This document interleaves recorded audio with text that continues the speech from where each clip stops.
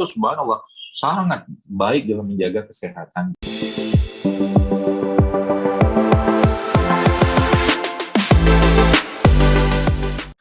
Jadi bagaimana realnya, misalkan pagi-pagi, misalkan kita mau sarapan, nah ini nih menarik nih. Jadi misalkan bisa Anda ambil alpukat, ya alpukat Anda potong ya, nggak usah di blender, krok-krok aja di dalam dia punya kulitnya itu, tambahkan di situ madu sedikit, ya tambahkan sedikit garam saja, ya sedikit garam ya, aduk-aduk makan. Habis itu Anda minum air jeruk, boleh minum air jeruk nipis atau mungkin air jahe ya. Jahe ditambahkan tadi mungkin dengan serai atau pandan, udah sangat cukup. Ada amilumnya, ada lemaknya, ada karbonya, ada seratnya, ada vitaminnya, insyaallah ya. Bagi misalkan makan kayak begitu, ada yang nyodorin nasi uduk, apa harus dikerjakan? Nah, bertahanlah, teman. Karena nasi uduk itu godaan gitu ya. Kalau tiap hari makan nasi uduk ya gimana mau sehat, ya kan? Karena beras ya atau nasi itu kan dia seperti air bah gula yang masuk dalam tubuh kita. Ya, maka kalau saya boleh sarankan ya, Bapak sekalian, nasi putihnya ya boleh juga diganti dengan beberapa jenis nasi-nasi yang lain, misalnya beras merah, coklat, beras hitam, ya atau nggak perlu makan nasi juga nggak apa-apa. Ya, ganti sama ubi, singkong atau talas, atau talas ya. Itu juga itu pelan-pelan dia, gula yang dia keluarkan itu slow release ya, nggak kayak gula pasir. Termasuk gula pasir ya, dalam segala produk turunannya, kalau saya boleh sarankan stop karena dia sangat melemahkan sistem imun tubuh kita. Ya, seperti itu. Jadi 4 hal ya, mudah terbayang ya. Jadi apalagi harus kita lakukan untuk menjaga sistem imun ini. Nah, tadi kan saya membahas tentang 4 hal ya, makanannya dia. Nah, sekarang bagaimana kita menambah pasukannya? Bagaimana kita menguatkan Bapak Ibu sekalian sistem imun tubuh kita tadi?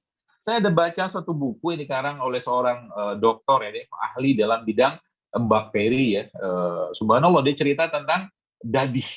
Dadih itu adalah minumannya Sumatera Barat ya, yang terbuat dari susu kerbau. Susu kerbau diperos gitu kan, diambil, kemudian dimasukkan dalam tabung kayu bambu ya, kemudian ditutup semalaman. Nah, besoknya itu udah jadi dadih, mirip yogurt gitu kan. Tapi ternyata di situ bercokol bakteri lactobacillus ya, yang ternyata by research-nya, bahkan itu risetnya sudah dibawa ke Jepang, itu ternyata meningkatkan sistem imunitas tubuh orang yang mengkonsumsinya ya. Jadi sampai sekarang susah dapat dadih itu di Sumatera Barat ya, susah ya. Nah, lalu apa maksud saya cerita ini apa sebenarnya? Dan ternyata jadi kalau tadi bicara tentang makanan bakterinya tadi, maka sekarang kita bicara bakterinya. Jadi apa harus kita kerjakan terus sekalian ya? Nah, harus kita kerjakan bagaimana kita mengasuh bakteri-bakteri baik tadi. Contoh paling sederhananya apa? Contoh paling sederhananya adalah makan produk-produk yang terfermentasi atau probiotik. Ya, jadi contoh yang fermentasi itu apa? Ya tempe tauco, miso, ya apalagi itu ya beberapa jenis asinan yang difermentasi itu ya sebenarnya dia sangat baik dalam menjaga imunitas dan pencernaan tubuh kita. Atau paling gampang ya makan tempe dicocol pakai madu ya, tempe dicocol pakai madu atau tempe dibikin sandwich kayak kurma yang mungkin Bapak Ibu sering dengar atau mungkin dapatkan itunya ya video saya dulu tentang itu ya. Mudah sebenarnya, segitu mudahnya, dan itu punya peran yang sangat baik dalam meningkatkan atau menjaga imunitas tubuh kita ya. Jadi kalau mungkin secara 948 sudah, Masya Allah. Jadi secara simpelnya itu pagi-pagi misalkan kita bagaimana dok saya menjaga ini ya, kalau mungkin nggak dapat tempe segala macam yang sehat ya, Anda bisa konsumsi cairan-cairan probiotik, kan sudah banyak penjual probiotik, cairan probiotik ya. Jadi ambil kapsul habatus sauda mungkin dia 3-5 kapsul ya, Anda ambil air hangat, lalu campurkan madu di situ, ya, lalu campurkan mungkin 1-2 sendok teh cairan probiotik, minum. Itu insya Allah sangat powerful dalam menjaga imunitas tubuh Anda tiap hari.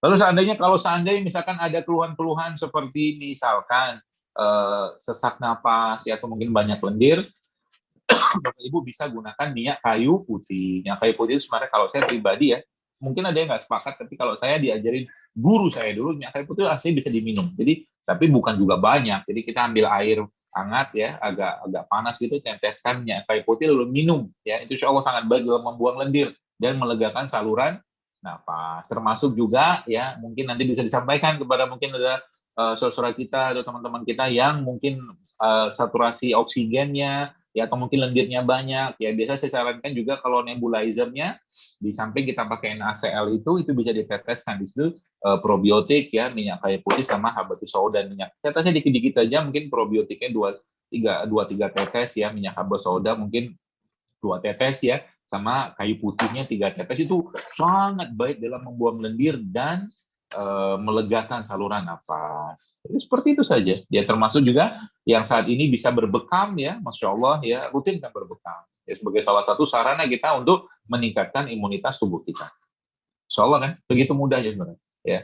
Jadi kalau kita baca dalam Al-Quran, sekalian tentang tadi makanan kita sebutkan ya, bahwa di situ Allah jelaskan tentang ya, makanlah yang halal lagi baik kata Allah ya. Wa kulu mimma fil ardi halalan thayyiban.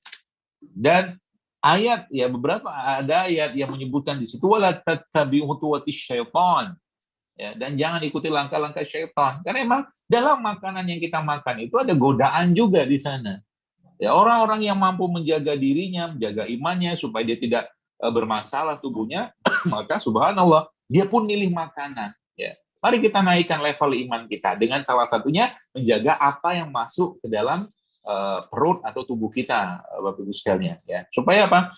Supaya nanti ibadah kita asik gitu. Maksudnya kita bisa tenang beribadah ya, kita bisa sehat dalam beribadah ya, tidak sakit-sakitan segala macam ya. Itu beberapa tips. Jadi mudah-mudahan ini bisa apa namanya?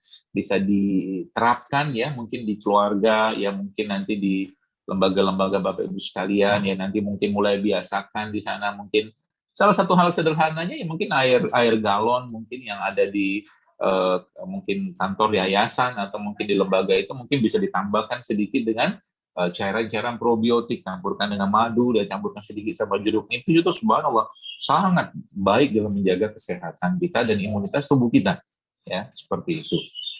Dan ya ini bagian dari rasa syukur kita pada Allah atas nikmat tubuh yang sehat ini dengan cara kita menjaganya dan memberikan asupan yang terbaik. Karena mungkin terakhir ya, sebelum kita masuk ke tanya jawab, jam 10, Masya Allah. Ada seorang yang pernah bertanya kepada Rasulullah SAW, ya Rasulullah, kalau saya punya 1 dinar, kemana dinar tersebut saya sedekahkan? Lalu Nabi kita Muhammad SAW menjelaskan, ya bersedekahlah untuk dirimu sendiri. Jadi memang kita tahu bahwa bersedekah itu yang paling baik emang untuk keluarga. Tapi ternyata dalam hadis ini sebutkan bahwa memberikan yang terbaik untuk tubuh kita itu kategorinya juga bersedekah. Maka jangan pernah pelit dalam memberikan yang terbaik. Kalau kita bisa membeli buah-buah yang bagus, belilah buah yang bagus. Kalau kita bisa atau ada rezeki untuk membeli sayuran yang sehat ya, atau organik gitu ya, atau bebas kimia sintetik tadi, belilah. Jangan niatkan untuk kita bersedekah untuk diri kita.